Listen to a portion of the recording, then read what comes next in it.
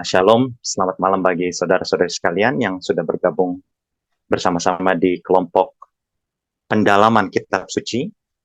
Dan tadi sudah didoakan oleh Brother Hartanto, supaya kiranya persekutuan kita ini bisa menjadi pelajaran yang penting buat kita semua bersama, dan tentunya harus selaras atau sejalan dengan firman Tuhan. Pada malam ini topiknya adalah kelemah lembutan.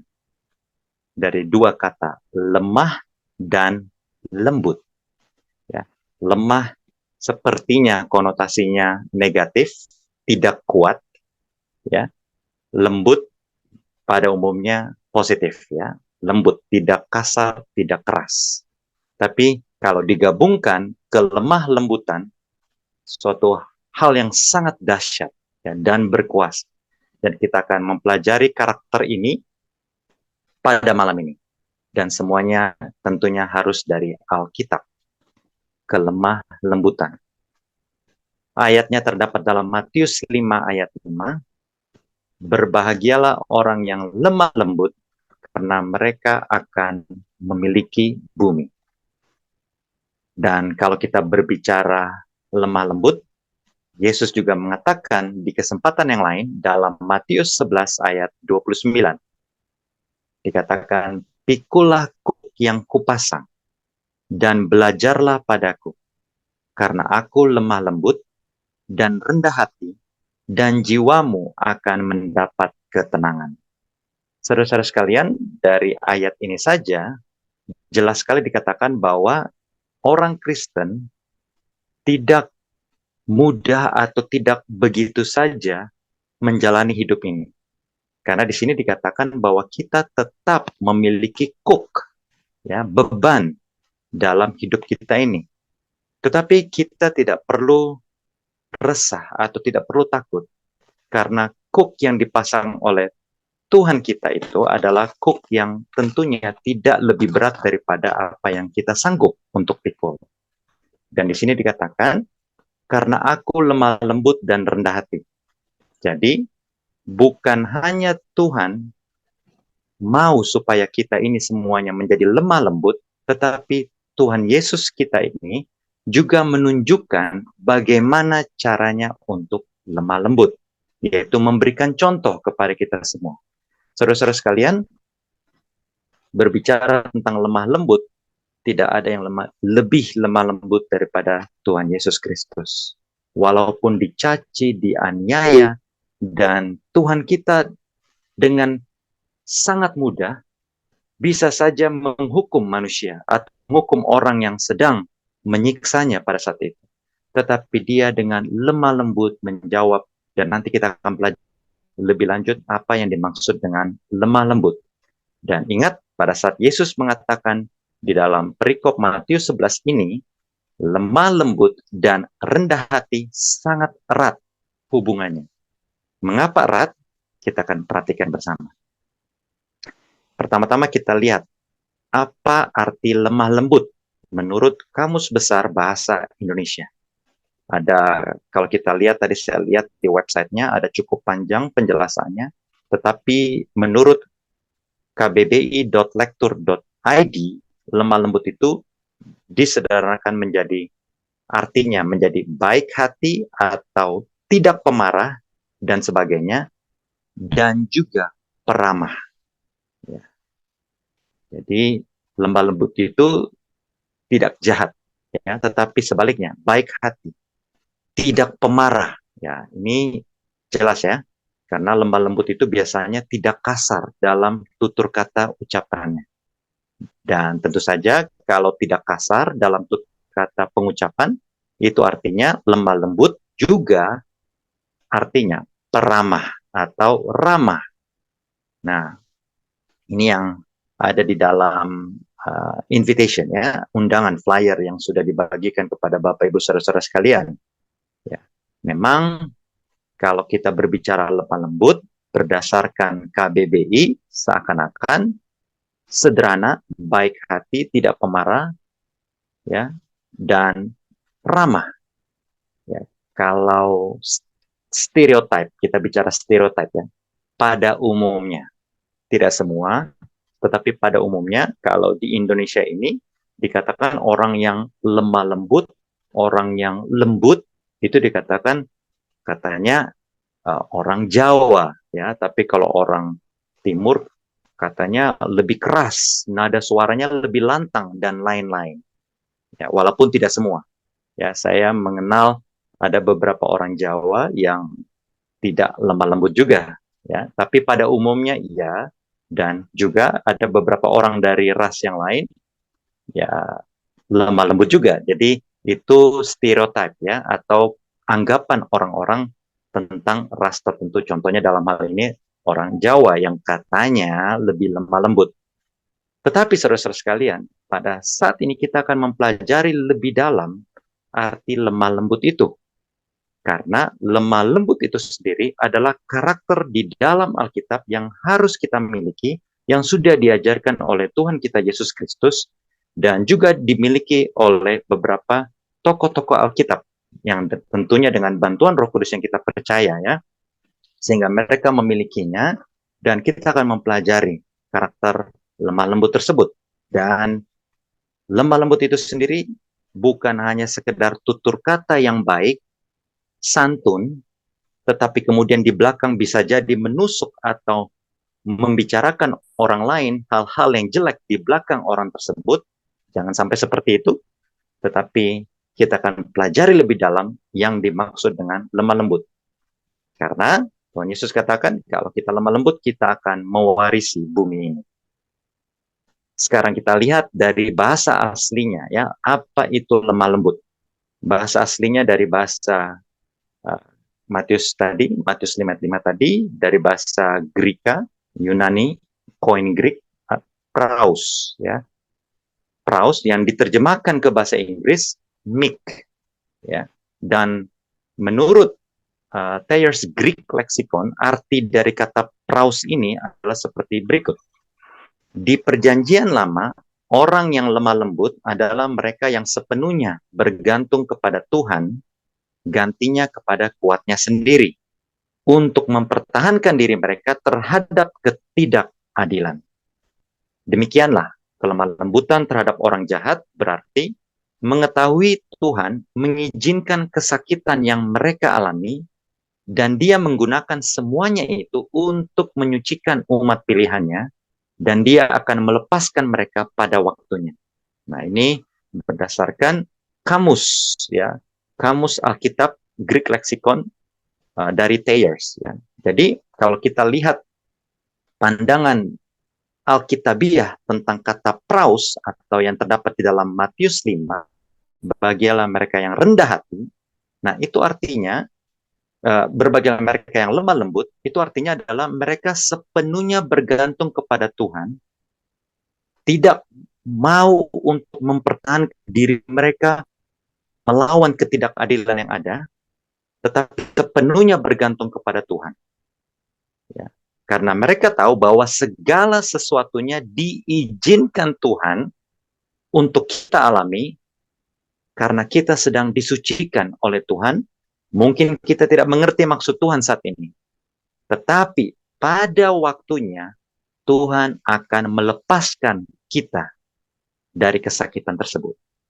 Nah, melihat penjelasan dari Thayers ini, ya, dari Greek Lexicon ini mengingatkan saya kepada tokoh Alkitab yang saudara-saudari tentunya harus tahu, ya, Yusuf. Bagaimana dia menghadapi ketidakadilan di dalam hidupnya, ya, tetapi dia tidak mati-matian membela dirinya, walaupun dia tahu bahwa dia dalam posisi yang benar. Contohnya dalam kasus pada saat dia digoda oleh istri tuannya, ya, istri Potifar. Dia dalam keadaan yang benar. Dia sedang digoda.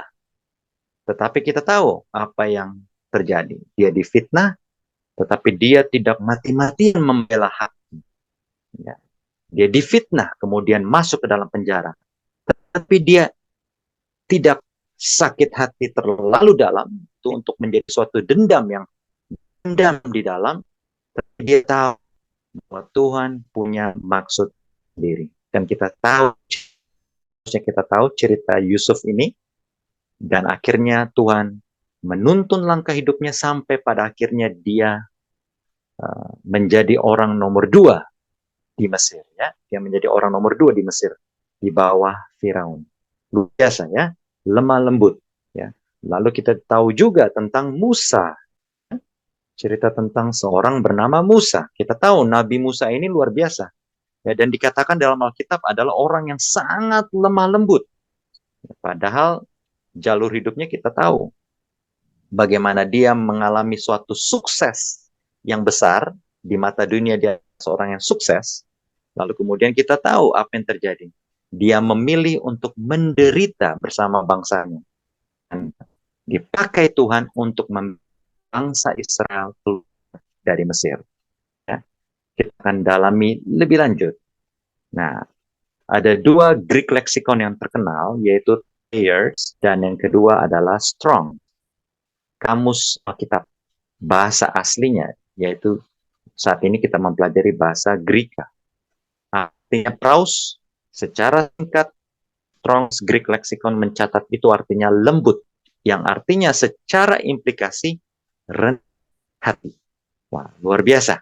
Kita ingat tadi perkataan Tuhan Yesus, ya, ikutlah aku sebab aku lemah lembut dan rendah hati. Kalau saudara ingat ayat dalam Alkitab di Filipi 2, dikatakan di situ adalah apa? Kita harus belajar dari Tuhan Yesus yang apa? Rendah hati. Yang walaupun setara dengan Tuhan, karena Tuhan Yesus sendiri adalah Tuhan, tetapi tidak menganggap kesetaraannya itu sebagai Tuhan menjadi sesuatu yang dipertahankan, tetapi mengosongkan dirinya menjadi manusia, bahkan harus mati di kayu salib. Bukan mati biasa, bukan mati baik-baik, tetapi mati mengenaskan di kayu salib. Jadi dia yang tidak mengenal dosa itu telah menjadi kutuk dosa oleh kami dan saya. Dan itu semua tidak bisa terjadi kalau Tuhan Yesus tidak ada kerendahan hati. Itulah sebabnya Bapak Ibu Saudara-saudara sekalian, kita bersyukur kita punya imam besar yang bisa merasakan penderitaan yang sama seperti kita, tetapi dia tidak berdosa. Itulah sebabnya kita belajar banyak dari Tuhan kita Yesus Kristus, karena Yesus itu adalah seorang yang rendah hati. Dan karena Yesus rendah hati, maka dia bisa menjadi orang yang lemah lembut pada saat Yesus di dunia kita ini, di bumi ini. Apa itu kelemah lembutan? Kembali, Benson Commentary, dia adalah pendeta. Dan dia berkata hal yang seperti ini.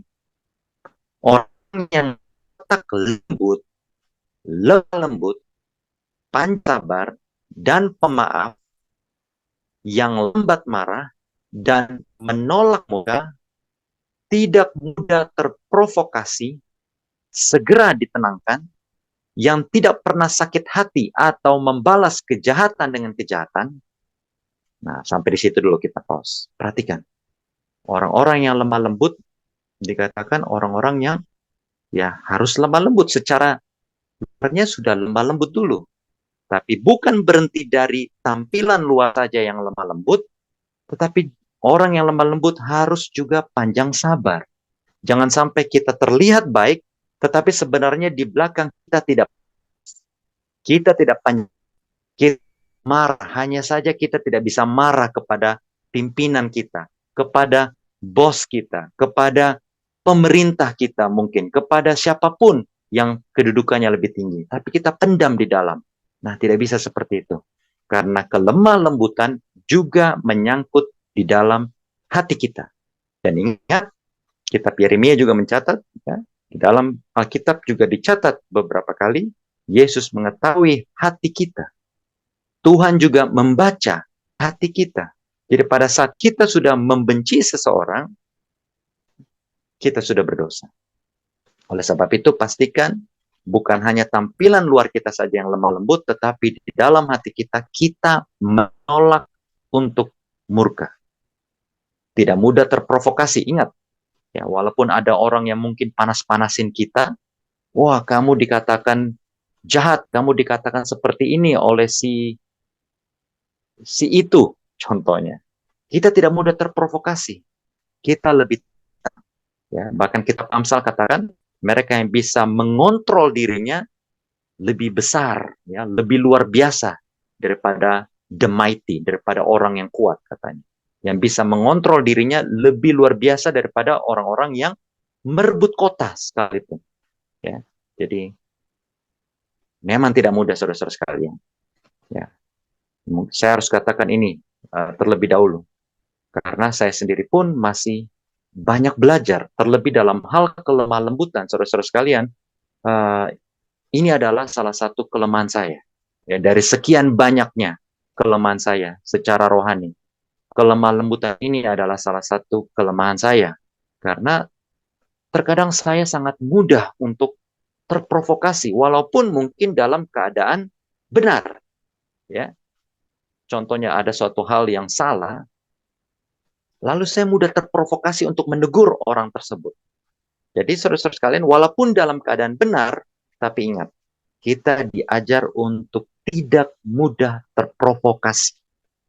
Ya, jangan cepat sakit hati dan siap membalas kejahatan dengan kejahatan. Jangan.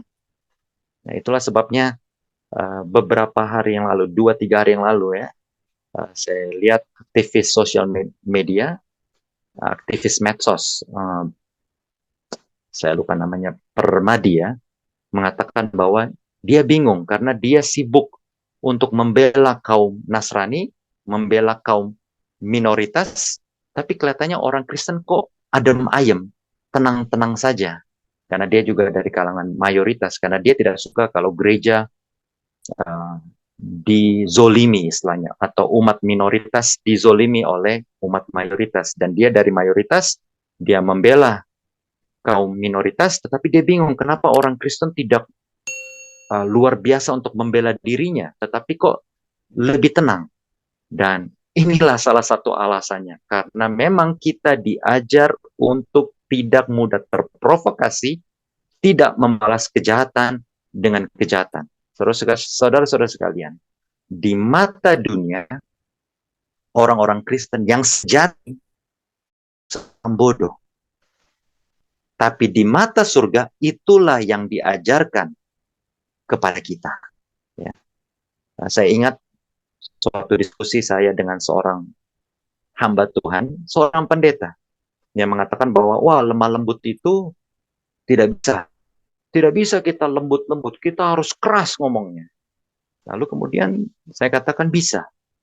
Dan uniknya saudara-saudara sekalian, di kesempatan yang berbeda, saya bertemu dengan seorang hamba Tuhan yang lain, yaitu seorang pendeta, dan dia dari suku yang sama, dan benar-benar berbeda dari pendeta yang saya temui pertama kali.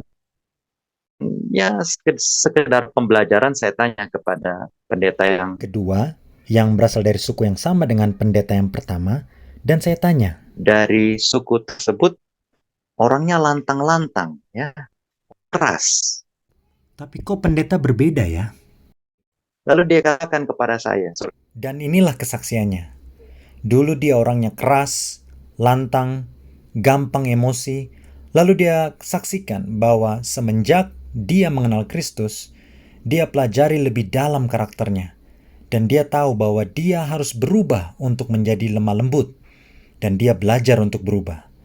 Intinya bagi kita semua adalah, apakah kita mau untuk menjadi lemah lembut atau kita akan berpikir bahwa itu sangat sulit, dan ya tentu saja sulit karena kita mempunyai kedagingan, tetapi kita mencari berbagai alasan untuk membuat bahwa kelemah lembutan itu adalah berdasarkan ras suku tertentu yang tidak bisa dirubah. Ya. Kita lanjut. Dikatakan di bagian kedua, yang menjadi perhatian mereka yang lemah lembut adalah mengatasi kejahatan dengan kebaikan. Yang dengan manis, ramah, sopan santun, dan kebaikan watak mereka, berusaha untuk berdamai dengan mereka yang mungkin tersinggung, dan untuk memenangkan mereka terhadap kedamaian dan cinta. Saudara-saudara sekalian, ini menarik. Orang-orang yang lemah lembut, Di sini dikatakan juga, menurut Pastor Benson, dikatakan mereka dengan ramah, sopan santun, dan mereka takut menyinggung orang lain. Mereka takut menyinggung orang lain. Sehingga mereka akan coba segala cara untuk memenangkan hati orang lain terhadap kedamaian dan cinta. Jadi kalau seandainya ada sedikit gesekan, ingat selama kita di dunia ini biasanya ada sedikit gesekan. Dan kalau seandainya dalam hidup sosial kita sepertinya ada yang berbeda ya dalam uh, treatment atau perlakuan orang lain kepada kita, maka kita akan cepat merasakan hal tersebut dan kita akan coba memenangkan hati orang lain yang mungkin kita singgung. Ya. Tapi, saudara-saudara sekalian, apakah itu berarti kita akan selalu mengalah dalam segala sesuatu? Nah, kita akan lihat ya. Karena ada juga orang yang beranggapan bahwa ya supaya kita tali silaturahminya tidak terputus, ya sebaiknya kita tidak usah tegur orang lain. Walaupun mungkin orang lain itu jelas-jelas dalam keadaan salah. Nah, itu yang kita harus perhatikan juga ya. Kita akan lihat apakah benar itu berarti kita cuma berdiam diri saja tanpa menyuarakan kebenaran, hanya supaya tali silaturahmi kita dengan orang lain tidak terputus. Kita lihat Yohanes 18 ayat 22 sampai 24. Dikatakan di sini tentang cerita Tuhan Yesus ya, saat dia sedang diadili. Ketika ia mengatakan hal itu, seorang penjaga yang berdiri di situ menampar mukanya, muka Yesus, sambil berkata, "Begitukah jawabmu kepada imam besar?" Jawab Yesus kepadanya, "Jikalau kataku itu salah, tunjukkanlah salahnya. Tetapi jikalau kataku itu benar, mengapa engkau menampar aku?" Maka Hanas mengirim dia terbelenggu kepada Kayafas, imam besar itu. Saudara-saudara sekalian, ini adalah suatu scene yang kalau kita tahu cerita dalam Alkitab, ya, imam besar menanyai Yesus, lalu Yesus menjawab, "Tanyakan kepada mereka yang sudah mendengarkan khotbah-khotbahku," kurang lebih seperti itu. Lalu kemudian salah seorang penjaga tampar, "Kamu tidak sopan ya sama imam besar." Lalu jawab Yesus. Yesus tetap menjawab orang tersebut, "Kalau aku salah, tunjukkan salahku. Tapi kalau aku benar, mengapa engkau tampar aku?" Artinya Yesus tidak berdiam diri saja, tetapi Yesus menegur orang tersebut, "Kenapa engkau menampar aku?" Ya. Jadi saudara-saudara sekalian, artinya pada saat kita melihat suatu dosa atau suatu kesalahan, lemah lembut bukan berarti kita diam saja. Lemah lembut tetap mengatakan sesuatu yang selaras dengan firman Tuhan. Tetapi bukan serta-merta menjadi mencak-mencak, marah-marah, atau apalagi sampai berkata-kata kasar. Tidak seperti itu. Berkata-kata tetap santun, tetapi jangan lupa, jangan sampai kita berdiam diri saja hanya supaya kita tetap memiliki hubungan yang baik dengan orang lain. Itu bukan arti dari lemah lembut. Perhatikan, Kisah Para Rasul 16 ayat 36 sampai 38.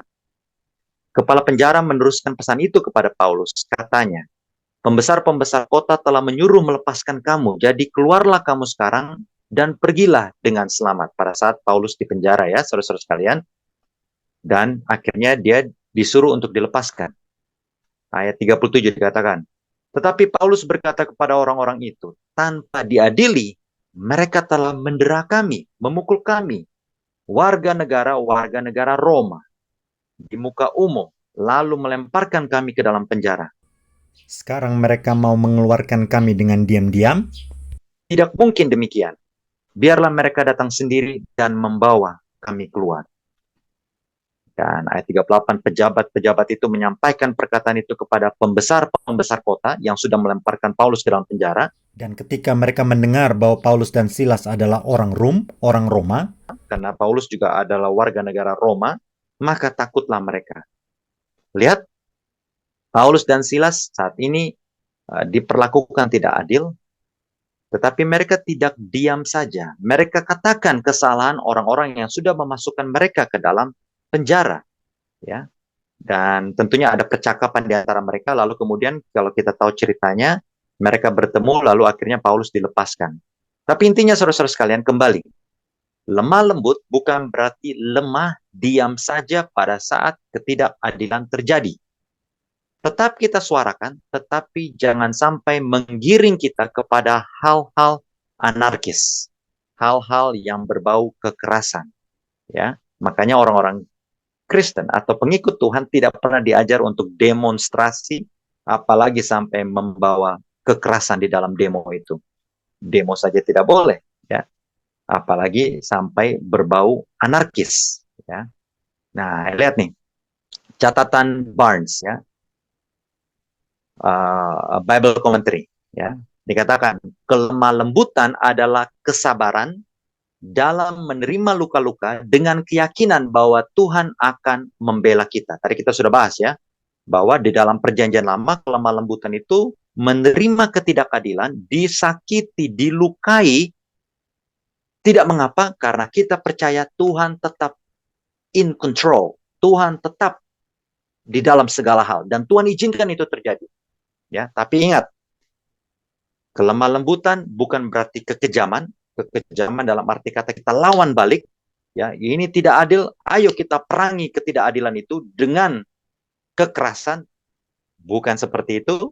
Ya, jadi kelemah lembutan itu bukan kekejaman. Ya, tapi juga bukan apa? Penyerahan hak-hak kita atau kepengecutan. Artinya kita tidak suarakan keadilan, kita tidak suarakan kebenaran, apalagi kita tidak menyuarakan firman Tuhan.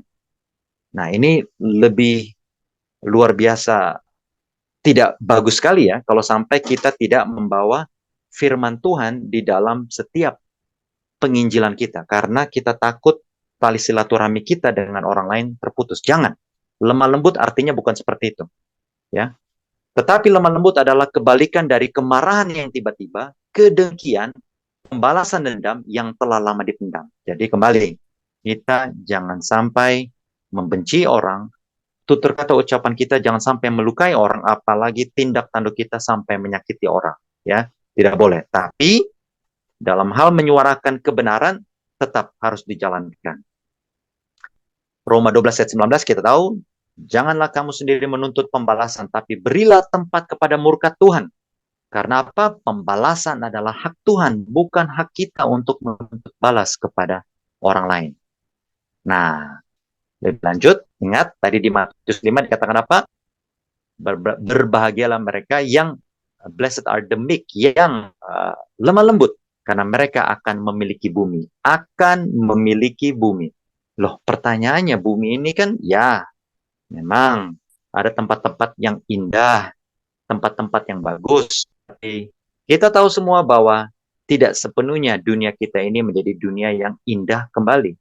Ya, minggu lalu atau sepanjang minggu ini, bahkan sepanjang bulan ini dan bulan lalu, murid saya di Thailand katakan bahwa di Thailand sampai 40 derajat katanya. Luar biasa panas. Pasang AC tidak berasa. Ya, sepertinya dunia ini tidak layak untuk dihuni. Tetapi yang dimaksud oleh Tuhan Yesus adalah mewarisi bumi yang akan datang. Bumi seperti apa? Yesaya 65 ayat 17 dan 25. Sebab sesungguhnya aku menciptakan langit yang baru dan bumi yang baru. Hal-hal yang dahulu tidak akan diingat lagi dan tidak akan timbul lagi dalam hati. Serigala dan anak domba akan bersama-sama makan rumput. Singa akan makan jerami dan ular akan hidup dari debu. Tidak ada yang akan berbuat jahat atau yang berlaku busuk di segenap gunungku yang kudus. Firman Tuhan.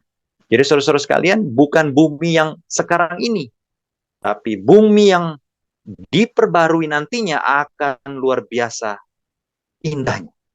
Ya, saya senang melihat singa-singa yang gemuk, ya, atau serigala husky, ya, serigala yang salju yang besar-besar gemuk-gemuk. Saya senang melihatnya. Tapi tidak gampang bagi saya untuk mendekati mereka, ya. Kita pun mungkin seperti itu, tidak gampang bagi kita mendekati mereka karena dosa. Tetapi nanti, ya, karena kita sudah dipulihkan oleh Tuhan Yesus, dan nanti pada saat kita diberikan bumi yang baru, nanti akan seperti itu. 2 Petrus 3, 10-14, ya, hari Tuhan akan tiba seperti pencuri. Pada hari itu langit akan lenyap dengan gemuruh yang dahsyat dan unsur-unsur dunia akan hangus dalam nyala api. Dan bumi dan segala yang ada di atasnya akan hilang lenyap. Jadi saudara-saudara, unsur bumi yang ada sekarang ini akan hilang lenyap. Jadi jika segala sesuatu ini akan hancur secara demikian, betapa suci dan salehnya kamu harus hidup. Siapa kamu? Kamu yang menantikan dan mempercepat kedatangan hari Tuhan. Pada hari itu langit akan binasa dalam api dan unsur-unsur dunia akan hancur karena nyalanya. Kita sudah pelajari yang lalu ya. Neraka itu belum ada, tetapi neraka itu akan membakar habis bumi kita ini beserta unsur-unsurnya dan juga orang-orang jahat yang ada di dalamnya dan kemudian akan diperbarui. Lihat ayat 13, kita menantikan langit yang baru, bumi yang baru. Sebab itu saudara-saudaraku yang kekasih, sambil menantikan semuanya itu, kamu harus berusaha supaya kamu kedapatan tidak bercacat, tidak bernoda di hadapannya dalam perdamaian dengan dia. Jadi saudara-saudara sekalian, apakah saudara-saudara dan saya, kita mau memiliki bumi yang baru itu nanti? Saya mau. Dan saya undang supaya kita semua pun mau untuk mewarisi bumi yang akan datang. Ayat terakhir, Wahyu 21 ayat 1-4. Aku melihat langit yang baru, bumi yang baru. Langit yang pertama dan bumi yang pertama di mana? Berlalu. Sudah tidak ada lagi. Ya. Dikatakan dalam 2 Petrus 3 tadi apa? Sudah terbakar habis. Dan di bumi yang baru tidak ada laut. Aku melihat kota yang kudus, Yerusalem yang baru turun dari sorga, yang berhias bagaikan pengantin perempuan yang berdandan untuk suaminya. Dan dengarlah, aku mendengar suara nyaring dari tahta itu berkata, lihat kemah Tuhan ada di tengah-tengah manusia, dan ia akan diam bersama-sama dengan mereka. Mereka akan menjadi umatnya, dan ia akan menjadi Tuhan mereka. Dan ia akan menghapus segala air mata dari mata mereka. Maut tidak akan ada lagi. Jadi saudara-saudara sekalian, di dunia baru tidak ada maut, tidak ada lagi air mata, tidak ada perkabungan, tidak ada duka cita. Segala sesuatu yang lama sudah berlalu. Sudah terbakar habis, tidak ada lagi.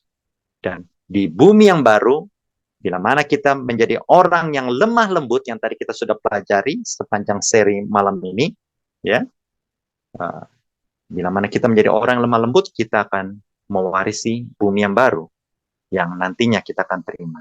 Dan kurang lebih, ya, saudara-saudara sekalian, seperti ini. Ini bukan gambar asli, tapi kurang lebih supaya kita ada gambaran, ya, itu bukan gambar Yesus yang asli, tapi akan lebih luar biasa lagi dari ini. Tapi kita bisa perhatikan di sini bagaimana singa dengan domba bermain bersama-sama di bumi yang baru pun akan seperti itu. Luar biasa, sangat indah. Lebih daripada apa yang kita bisa bayangkan, ya. Lebih daripada gambar ini yang sebenarnya hanya ilustrasi saja. Tapi kembali saudara-saudara sekalian, biarlah kita belajar menjadi orang yang lemah lembut. Sama seperti Tuhan kita Yesus Kristus adalah orang yang lemah lembut. Bukan hanya dengan tutur kata ucapan kita saja, tetapi tindak tanduk kita. Jangan sampai terlalu emosi, jangan sampai mudah berkata-kata dengan menyakiti orang lain, walaupun itu adalah kebenaran. Ya. Tapi memang ada saatnya, di saat seperti Nabi mengutuk dosa yang terlalu besar. Ya. Kita akan bahas di kesempatan yang lain tentunya, ya. Dan itu sebenarnya kita sudah bahas. Pada saat Yesus datang ke dunia ini, ingat Yesus tetap menegur dosa. Tetapi ada banyak kalangan Kristen yang mengatakan bahwa Tuhan menerima kita apa adanya, ya, dengan dasar lemah lembut yang saya bisa katakan yang tidak surgawi atau tidak alkitabiah, ya. Karena kita sudah pelajari tadi bahwa lemah lembut itu bukan berarti kita menutup mulut tidak mau menyingkapkan dosa. Tetapi lemah lembut lebih daripada kita percaya bahwa segala sesuatu yang terjadi, walaupun sakit dalam dunia ini, kita diperlakukan dengan tidak adil, dan kita sudah menyuarakan keadilan, ingat tetap kita suarakan kebenaran dan keadilan itu, tetapi kalaupun tetap dianiaya, ya sudah, kita serahkan kepada Tuhan yang adalah hakim di atas segala hakim. Tuhan yang berperkara, bukan hak kita untuk membalas orang lain. Tetaplah lemah lembut, dan saya secara pribadi juga mau belajar untuk lemah lembut, karena ini adalah salah satu kelemahan saya yang terbesar. Semoga kita semua bisa belajar untuk menjadi lebih lemah lembut. Demikianlah pelajaran kita pada malam ini, saudara-saudara sekalian. Saatnya kita untuk berdiskusi. Kalau ada tambahan atau pertanyaan, silakan. Dari saya malam ini mungkin nggak buka cam ya. Oh, oke, Mohon oke deh. maaf sebelumnya. Ya, Tapi ya. terima kasih. Firman Tuhannya cukup clear.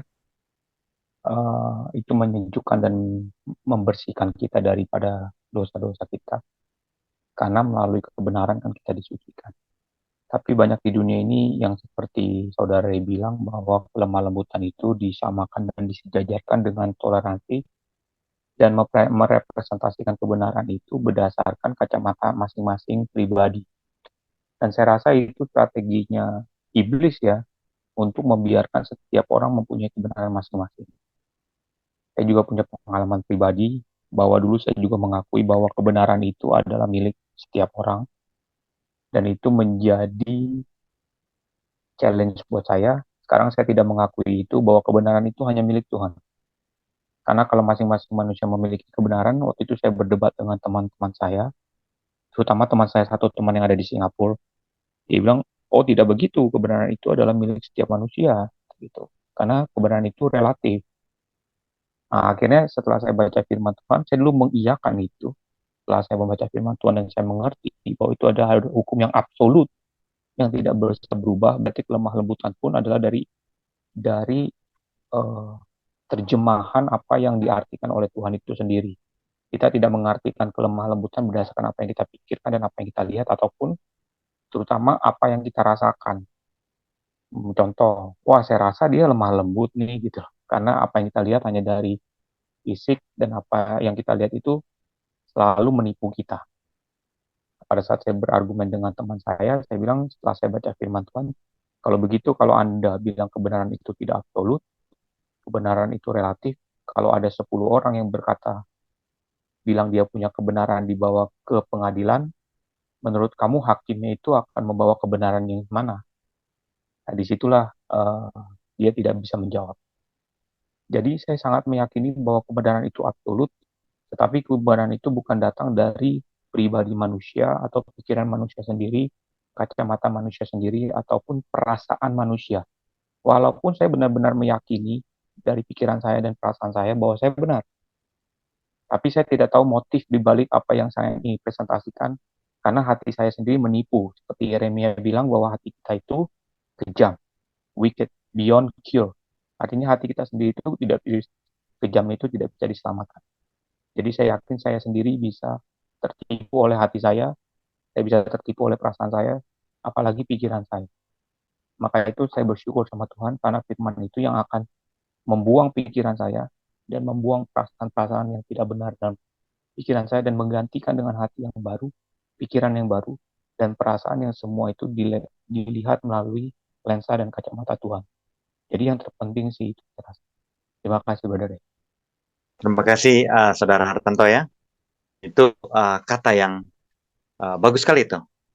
Saya ingat tadi Brother Hartanto saya kutip langsung. Jadi Brother Hartanto katakan orang sering menyalahartikan lemah lembut itu seperti toleransi. Nah, itu salah ya. Salah besar. Tadi kita sudah bahas bersama. Lemah lembut bukan berarti, kalau salah seorang pendeta katakan, bukan berarti kepengecutan. Ya, cowardice, bukan pengecut. Tidak menyuarakan kebenaran, keadilan, apalagi firman Tuhan. Nah, itu salah sekali ya. Karena toleransi, tidak mau ada bersinggungan dengan orang lain, maka kita tidak mau membawakan pekabaran firman Tuhan ya, seperti ini Alkitab ya. Nah, itu salah besar ya.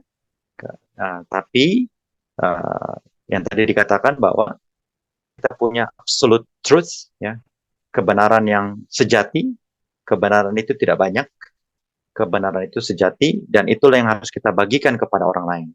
Dan pelajaran kita malam ini adalah kita bagikan dengan kelemah lembutan. Ya, memang ada saatnya, pada saat dengan lemah lembut diajar tidak bisa. Nah, saya karena background seorang guru, ya, terkadang setelah sudah sekian lama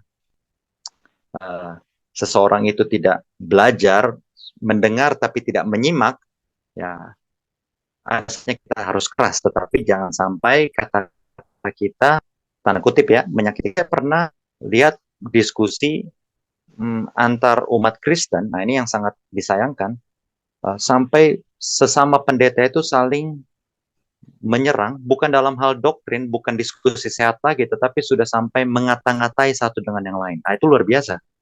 Saya tidak melihat lagi ada Roh Kudus di dalam diskusi tersebut. Akhirnya saya, karena sudah keluarkan kata-kata kebun binatang, ya sudah tidak ada lagi Roh Kudus di dalam diskusi tersebut. Nah, ini yang kita semua harus waspadai, karena walaupun ada kebenaran yang kita katakan kepada orang lain, tetapi kalau kita sudah mengatai, memaki-maki, ya kita lihat sekarang di sosmed ada banyak ya anak, ya masih anak muda mengata-ngatai pemerintah ya dengan kata-kata yang tidak pas.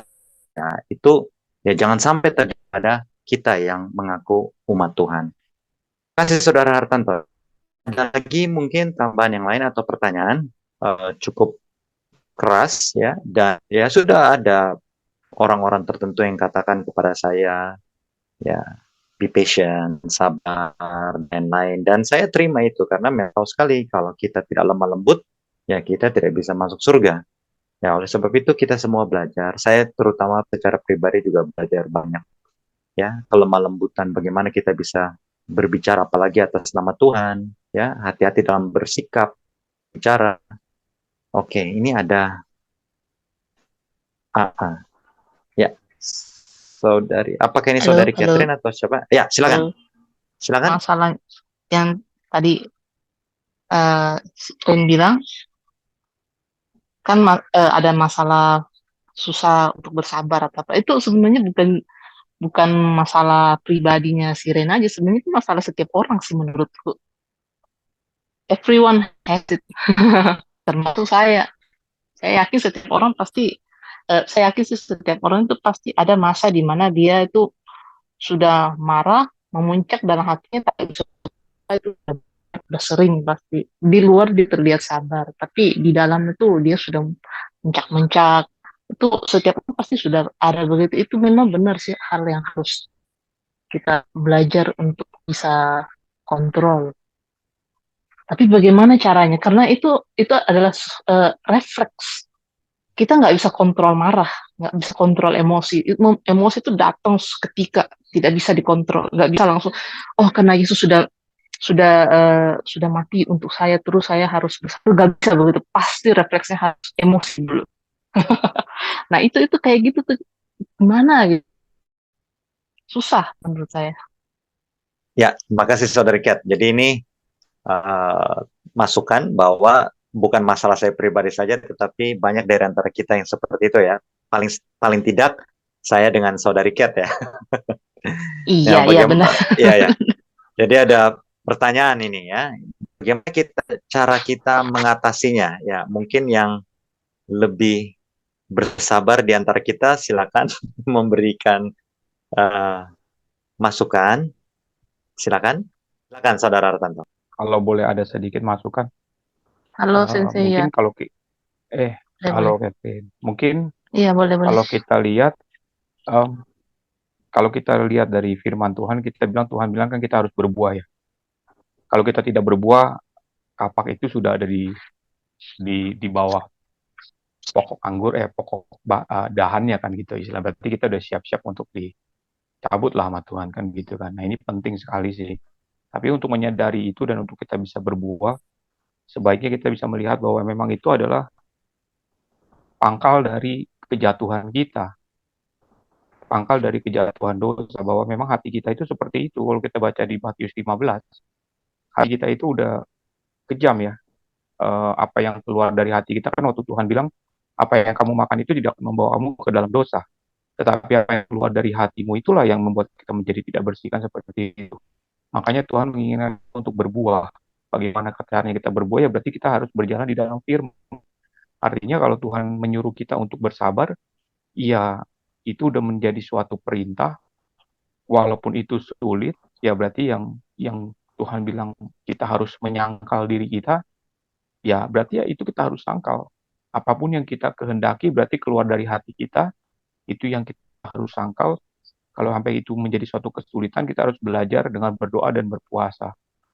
supaya kita belajar untuk mengikuti Tuhan, bahwa di dalam segala kesulitan tidak ada yang kebetulan, dan kita itu harus diajarkan oleh Tuhan untuk mencapai kesabaran ya.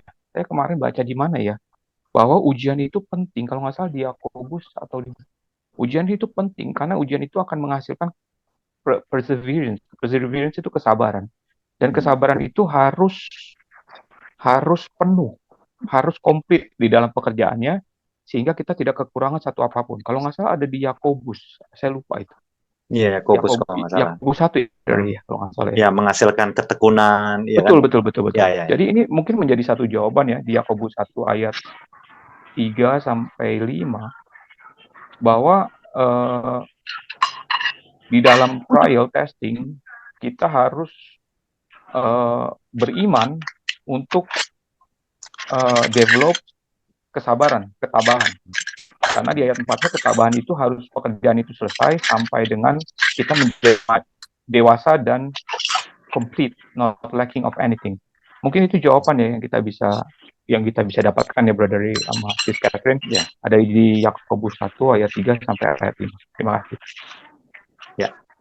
Terima kasih Brother Hartanto. Jadi poin pentingnya yang dari Brother Hartanto katakan tadi, Saudari Catherine, ya artinya pertama kita harus tahu dulu bahwa itu dari memang sifat kedagingan kita ya. Memang asalnya memang manusia itu, tadi juga Saudari Catherine sudah bilang bahwa bukan masalah saya saja, ternyata banyak orang juga yang mungkin ada yang lebih ekspresif, ada yang simpan di dalam hatinya, tapi sebenarnya udah berontak, bahwa sebenarnya udah marah kan. Nah, tapi paling enggak poin pentingnya tadi Saudara Hartanto sudah katakan bahwa kita harus ya lebih tekun ya dalam mendekatkan diri kita lah kepada Tuhan ya. Dan yang paling penting kita tahu bahwa itu adalah suatu hal yang salah.